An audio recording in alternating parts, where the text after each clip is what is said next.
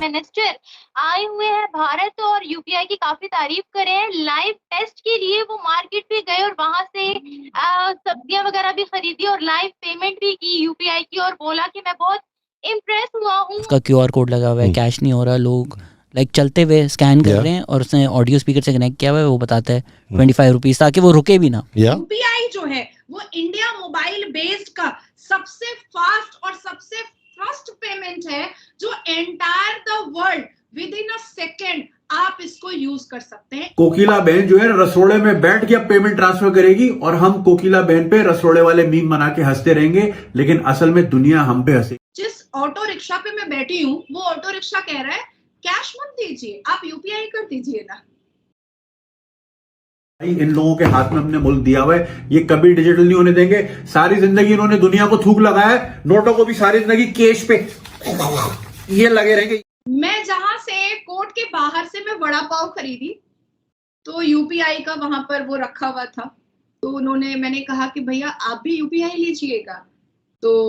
उन्होंने कहा हाँ हाँ यही सबसे बेस्ट होता है, डायरेक्ट खाते में चला जाता है मैडम। और होता क्या है ना कि अब मेरी जो घर वाले लोग हैं, मेरी जो वाइफ है, बच्चे हैं, वो तो गांव में रहते हैं, तो अब अभी मैंने जाना पड़ेगा बैंक, पैसे लगाने पड़ेंगे और अभी क्या है कि अभी आप मेरे को 100 रुपए दीजिएगा, ये 100 रुपए डायरेक्ट मेरे बच्चों के पास चला जाएगा, मुझे अपना टाइम बर्बाद करने की जरूरत ही नहीं पड़ेगी, डायरेक्ट। जो लोग कनाडा में भारतीय हैं, जो अमेरिका में हैं, बरतानिया, वो वापस भारत जा रहे हैं क्योंकि स्टैंडर्ड ऑफ लिविंग इंप्रूव हो चुका है, सैलरी पैकेजेस इंप्रूव हो चुके हैं। कोर्ट का शूज जो है वो पूरा मेस हो चुका था, पूरा खराब हो चुका था, तो एक शूज पॉलिश करने वाला एक बैठा हुआ था, बच्चा ही टाइप का था लेकिन 18-19 साल का था, तो मैंने कहा कि बेटा ये पॉलिश कर दो, और मैं उसी के पास एक तख्ता टाइप का था, तो मैं उसके बगल में बैठ करके उससे गप्पे मारने लगी। तो उसको मैंने कहा बेटा ये तो जो तुम अभी कितना लोगे इसका, तो बोला मैडम 25 रुपया। मैंने कहा ठीक है देंगे, तो फिर कह रहा है, मैंने कहा कि कैश लोगे, तो बोला नहीं यही तो मेरा फोन, यूपीआई कीजिए ना।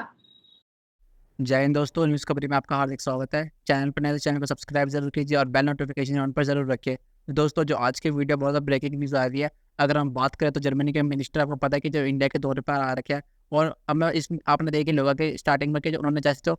यूपीआई का इस्तेमाल कर सब्जी खरीदने के लिए एकदम मतलब दिल्ली के मार्केट में घूम रहे हैं और उन्हें लाइव टेस्ट करा है। आपको पता है जो इंडिया का जो यूपीआई पेमेंट है वो सबसे नंबर 1 है वर्ल्ड में, ऐसा क्योंकि 1 सेकंड में पेमेंट हो जाती है उससे, और इतना ज़्यादा सिक्योर रहता है डिजिटली। तो इसी को टेस्ट करने के लिए जर्मनी के मिनिस्टर लाइव आए थे मार्केट में, दिल्ली के मार्केट में, और उन्होंने टेस्ट किया। और जब उन्होंने कराई यूपीआई पेमेंट, क्योंकि उन्होंने तारीफ करी कि जब इंडिया का यूपीआई पेमेंट इतना अच्छा है और इतनी जल्दी से पेमेंट हो जाती है बिल्कुल 1 सेकंड के अंदर, और आपको पता है कि साथ में एक स्पीकर लगा रहता है जिससे पता लग जाता है कि ये पैसे आए हैं कि नहीं आए। तो यही देख के वो भाई जर्मनी के जो मिनिस्टर बहुत खुश हो चुके हैं। और मैं आपको बता दूँ जो इंडिया का यूपीआई का पेमेंट है वो बहुत ज़्यादा country, France, Germany, UK, UAE, Saudi Arabia, और मतलब इतनी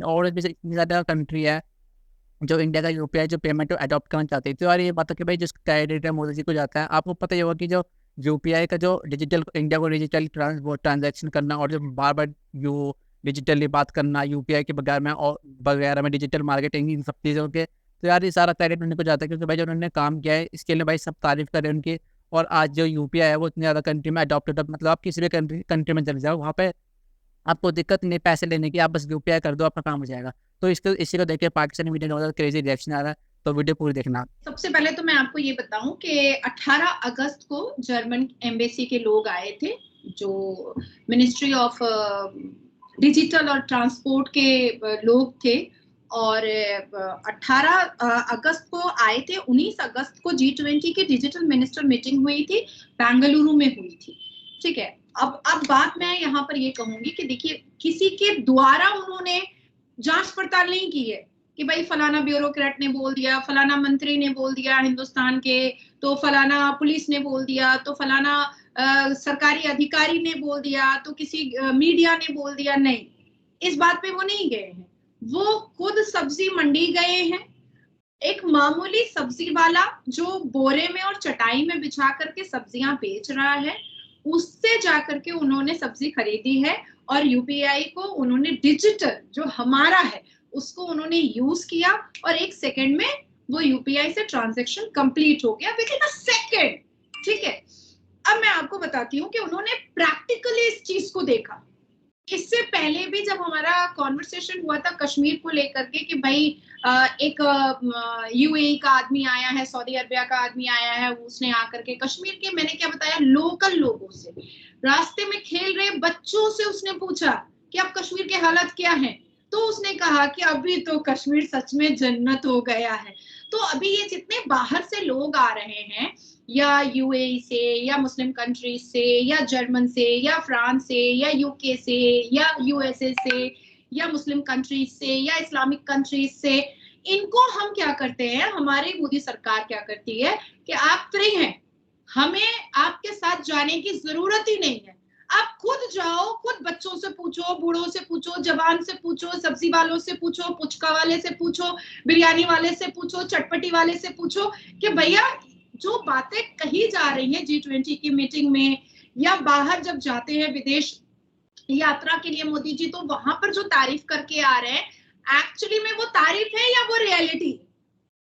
तो जब वो बिल्कुल सामने में आकर के प्रैक्टिकली देखते हैं, पूछते हैं, तब उनको समझ में आता है कि बेसिकली हमारे भारत के प्रधानमंत्री विदेशों में जाकर के जो स्पीचेस रख रहे हैं वो प्रैक्टिकल है और वो रियलिटी है, और वो जीरो ग्राउंड की रियलिटी को ही बोल रहे हैं, कोई फैब्रिकेट बात अपनी तालियां बटोरने के लिए वो नहीं बोल रहे हैं। और ना ही कोई मीडिया उनके गोद में बैठ करके उनकी तारीफ कर रही है। बेसिकली भारत के प्राइम मिनिस्टर नरेंद्र दामोदर दास मोदी जी ने काम किया है, इंडिया को डिजिटली बहुत ज्यादा प्रमोट कर दिया गया है। यहाँ जो लोग कनाडा में भारतीय हैं, जो अमेरिका में हैं, बर्तानिया, वो वापस भारत जा रहे हैं क्योंकि स्टैंडर्ड ऑफ लिविंग इंप्रूव हो चुका है, सैलरी पैकेजेस इंप्रूव हो चुके हैं, सेविंग वहां रह के वो ज्यादा कर सकते हैं, यहाँ पे महंगाई ज्यादा है, वहां पे ड्राइवर हैं, कुक हैं, खानसामे हैं, चीजें मौजूद हैं, और लॉ एंड ऑर्डर ठीक है, धमाके नहीं हो रहे हैं वहां पे, तो ये वो वापस जा रहे हैं। तो मैं जब यहाँ पे आया था अमेरिका में, मेरे साथ जो दोस्त थे भारतीय, वो अक्सर हम बैठ के बात किया करते थे आज से 20 साल पहले, 25 साल पहले, कि दिन आएगा कि जब भारतीय वापस जाना शुरू हो चुके हैं। मैं आई एम सरप्राइज्ड। बल्कि इस वक्त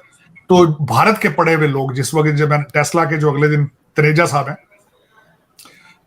उनकी अमेरिका की एजुकेशन नहीं है, सिर्फ न्यू दिल्ली की उनकी एजुकेशन है सारी। तो वो उनकी, जिस तरह मैंने बताया कि IIT है उनका, IIM भी है, management, Indian institute of management भी है,